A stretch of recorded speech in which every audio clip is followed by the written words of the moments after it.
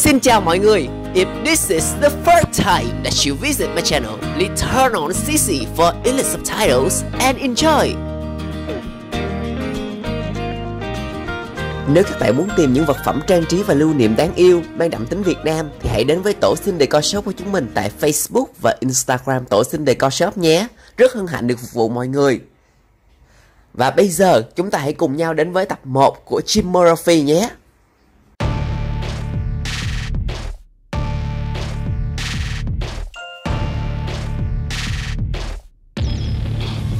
Hi mọi người, hình ảnh này có quen không? Và đó chính là Việt Nam, đất nước hình chữ S có đường bờ biển chạy dài dọc theo lãnh thổ. Ta-da! Chim xuất hiện đây và quay trở lại với chủ đề chính nào. Đất nước Việt Nam theo quy ước được chia làm 3 vùng địa lý. Miền Bắc gồm 2 thành phố và 23 tỉnh. Miền Trung gồm 1 thành phố và 18 tỉnh. Và miền Nam gồm 2 thành phố và 17 tỉnh. Và một phần nhỏ trong miền Nam chính là khu vực đồng bằng sông Cửu Long hay còn gọi là Tây Nam Bộ, cũng là nơi mà Chim muốn giới thiệu đến các bạn trong video lần này. Chúng ta đã biết Việt Nam nằm trong vành đai nhiệt đới, do đó vùng đồng bằng sông Cửu Long phải mang một trong những kiểu khí hậu điển hình của vùng nhiệt đới, và đó chính là kiểu khí hậu cận xích đạo. Đặc điểm của kiểu khí hậu này đó là nó sẽ không có 4 mùa rõ ràng xuân hạ thu đông, mà nó sẽ chia làm 2 mùa, mùa khô và mùa mưa. Một năm có 365 ngày, mỗi ngày 24 giờ thì chúng ta sẽ có 8.760 giờ. Và thời gian ban ngày trung bình chính là một nửa của số này, 4.380 giờ. Tất nhiên con số này có thể thay đổi tùy thuộc vào vị trí địa lý của quốc gia. Số giờ nắng trung bình của đồng bằng sông Cửu Long là từ 2.200 đến 2.700 giờ nắng một năm, tức là quá nửa số thời gian ban ngày. Còn lượng mưa trung bình từ 1.400 đến 2.200 mm một năm, cũng là thuộc một trong số ít các khu vực có lượng mưa trung bình trên 1.000 mm trên thế giới. Chim nhớ trong một lần về chơi Việt Nam, có một bạn người châu Âu hỏi Chim rằng tại sao ra đường ai cũng che chắn kín đáo hết vậy?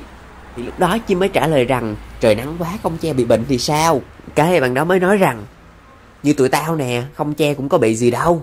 Thế nên Chim mới nghĩ lại rằng nguyên nhân sâu xa của việc này đó là bởi vì con người thường khát khao những thứ mà mình không có. Ví dụ như những người bạn ở trời Tây, hay cụ thể hơn là những cô gái, thường luôn muốn mình có một làn da rám nắng khỏe mạnh.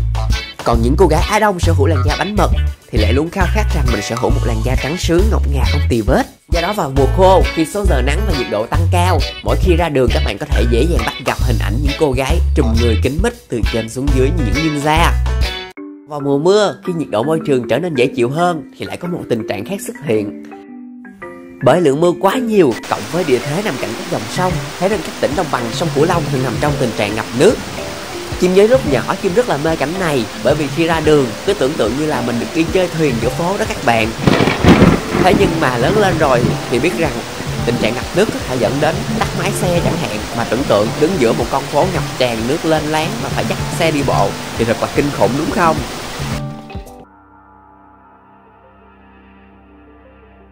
Đồng bằng sông Cửu Long là một trong những khu vực cung cấp lượng nông sản lớn nhất của nước ta, với lợi thế nắng nhiều mà mưa cũng nhiều, do đó cây cối phát triển rất là xanh tốt. Khu vực này gồm có thành phố Cần Thơ và 12 tỉnh: Long An, Đồng Tháp, Tiền Giang, An Giang, Bến Tre, Vĩnh Long, Trà Vinh, Hậu Giang, Kiên Giang, Sóc Trăng, Bạc Liêu và Cà Mau. Và mỗi nơi như vậy đều có loại nông phẩm đặc sản của riêng mình. Bây giờ Chim sẽ giới thiệu thiệt là nhanh với các bạn loại nông sản đặc trưng của từng khu vực, để nếu các bạn có ghé đây chơi, hãy nhớ mua những loại nông sản này về để làm quà tặng người thân bạn bè nhé. Long An có thanh long Châu Thành. Tiền Giang có xoài cát Hòa Lộc và vú sữa Lò Rèn. Bến Tre có sầu riêng Cái Mơn và dừa xiêm. Đồng Tháp có sen tháp 10 để ướp trà và làm món ăn, và quýt hồng Lai Vung. Vĩnh Long có bưởi Năm Roi và thanh trà. An Giang có thốt nốt. Cần Thơ có dâu Hạ Châu. Hậu Giang có khóm Cầu Đúc và quýt Long Trị. Sóc Trăng có vú sữa tím. Kiên Giang thì có sim và hồ tiêu. Bạc Liêu có nhãn da bò. Và Cà Mau thì sẽ có bồm bồm để trộn gỏi ăn cực kỳ giòn và ngon. Ngoài ra còn có một loại đặc sản mà Chim thấy khá là đặc biệt, đó chính là dừa sáp của Trà Vinh với cơm cực kỳ dày, nạo ra rồi dầm với đá, đường và sữa, ăn cực kỳ thơm, cực kỳ béo mọi người ơi. Trời ơi, nhắc tới mà Chim vẫn còn thèm.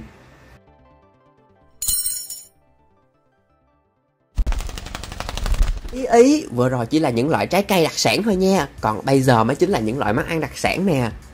Long An vốn nổi tiếng với gạo nàng thơm chợ đào, có các loại đặc sản liên quan đến cây lúa như là bánh tét và rượu nếp gò đen. Nhắc tới Tiền Giang thì không thể nào quên được món hủ tiếu Mỹ Tho với nước dùng thơm phưng phức. Dân miền Tây có câu bánh tráng Mỹ Lòng, bánh phồng Sơn Đốc, và đó chính là những đặc sản của Bến Tre. Ngoài ra, nơi đây còn gọi là xứ dừa với những đặc sản về dừa như là kẹo dừa hay dầu dừa. Đồng Tháp thì nổi tiếng với món quà quê đã thành thương hiệu, đó chính là nem lai vung với vị thơm ngọt của thịt, vị chát chát của lá dong và vị cay xè của ớt. Trời ơi, nhắc tới đã thèm. Vĩnh Long thì có một món đặc sản khá là lạ mà Chim cũng chưa từng được thử qua, đó chính là món cuốn khoai lang mắm sống. Trà Vinh thì có con chù ụ, một loài sinh vật thuộc họ cua, và bún suông, một loại bún ăn với phần chả vừa dai vừa béo. An Giang với địa thế gần núi của mình có những đặc sản khá độc đáo như là bò cạp 7 núi và tung lò mò. Cần Thơ nổi tiếng với loại bánh xèo giòn tan, được ăn kèm với những loại rau lạ mà các bạn khó thể nào bắt gặp được ở những vùng miền khác.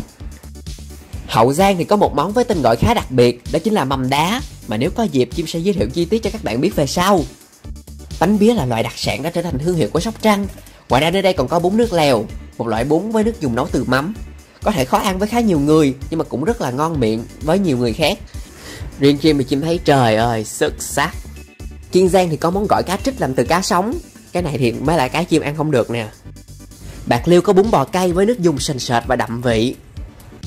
Cuối cùng là Cà Mau với món ba khía muối hoặc ba khía khế chua thần thánh, ăn kèm với cơm trắng. Ngoài ra còn có món bánh tằm cay siêu ngon. Trời ơi, Chim nói xong phần này Chim chảy nước miếng quá trời nè mọi người, chịu không có nổi mà. Bây giờ đến phần các địa điểm du lịch. Không phải chỉ có những địa điểm du lịch truyền thống thôi đâu, mà ở phần này Chim còn sẽ giới thiệu những điểm du lịch mới phù hợp để sống ảo cho giới trẻ nữa. Đó là làng nổi Tân Lập với những cung đường cong vút giữa rừng cây, là chuyến du lịch bằng thuyền tại Cù La Thới Sơn qua các vườn trái cây và các làng nghề truyền thống, là vườn quốc gia Tràm Chim rộng lớn, là ao Bà Ôm với những ngày hội đua ghe mang đậm màu sắc văn hóa Khmer. Đến với Hà Tiên thì có Thạch Động, tương truyền gắn liền với câu chuyện cổ tích Thạch Sanh Lý Thông. Về Cần Thơ thì xuôi thuyền ra chợ nổi Cái Răng xem ghe bẹo. Về Châu Đốc, An Giang thì có núi Sam, núi Cấm với các hoạt động tâm linh thu hút hàng triệu lượt người. Và ngay gần đó thì có rừng Tràm Trà Sư rộng ngút ngàn.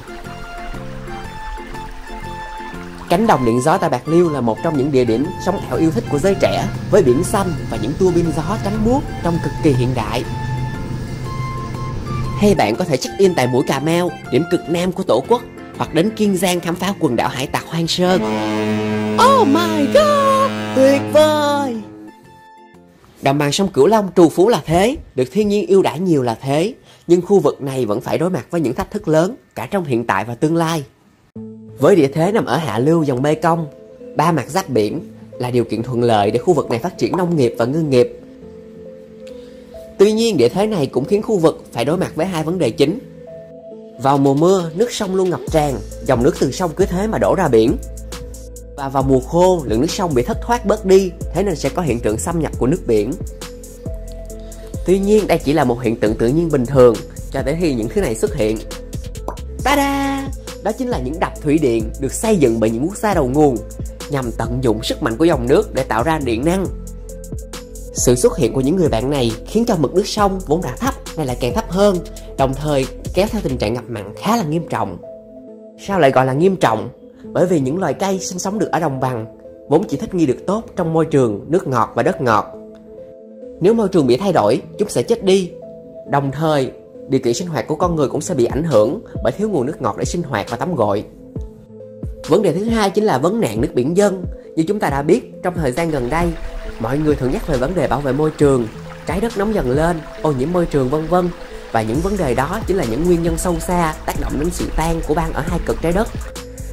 Và khu vực đồng bằng sông Cửu Long được dự đoán là một trong những khu vực bị chịu ảnh hưởng nặng nề bởi tình trạng này. Theo dự đoán, nước biển sẽ dâng lên và lấy đi phần đất liền, chính là vùng canh tác của chúng ta. Do đó chúng ta phải suy nghĩ ra các biện pháp để phòng tránh vấn nạn này xảy ra. Và một trong những biện pháp rất là nhỏ thôi, mọi người đều có thể làm được, tuy nhiên lại giúp tình trạng này có thể xảy ra chậm hơn. Đó chính là việc bảo vệ môi trường. Với một hành động nhỏ thôi như là hạn chế sử dụng các sản phẩm nhựa dùng một lần như là ly trà sữa hay là bao bì ni lông các thứ, các bạn đã có thể giúp đỡ trái đất tiết kiệm nguồn năng lượng, đồng thời hạn chế tình trạng nóng lên của trái đất rồi đó. Và có thể mình sẽ làm một video khác để giải thích tình trạng này một cách rõ ràng hơn. Còn bây giờ, clip này xin kết thúc tại đây. Cảm ơn các bạn đã theo dõi video của mình nhé. Nếu các bạn thấy hay, đừng quên like, share video và subscribe channel của mình. Đồng thời đón xem những nội dung hấp dẫn tiếp theo tại Facebook Chim Chim TV và Instagram Chim Chim TV. Lâu lâu mình còn có những video cực kỳ hấp dẫn nữa đó.